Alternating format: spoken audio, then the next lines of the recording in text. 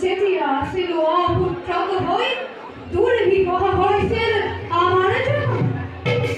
যদিও বা কমাইছিল তিৰথন আপোনাৰ খবৰ খঙে ৰাজকাৰ্য কৰি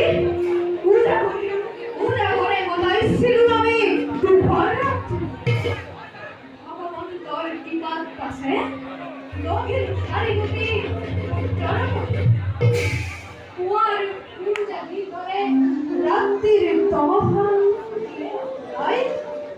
চাৰিটি উত্তই আমাৰ জীৱনত পোহৰৰ নীতি আজি আমি সুখী মন্দিৰ আজি আমি অধিকে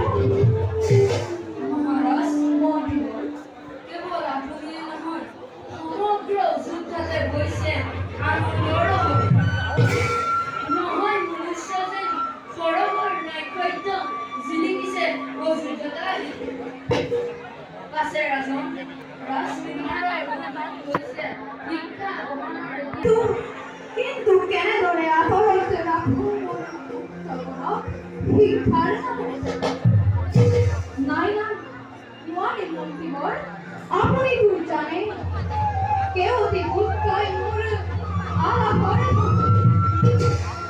নাহে এতিয়া মোৰ ৰাতি মেলে প্ৰমাণে মোৰ খুশি কাহিলি পোৱাতে দৌৰি যামই ৰামৰ উপভোগ কৰোঁ ৰামৰ নিৰ্ধাৰ জানো মহাৰাজ ৰামৰ প্ৰতি আছে আপোনাৰ অধিক মৰম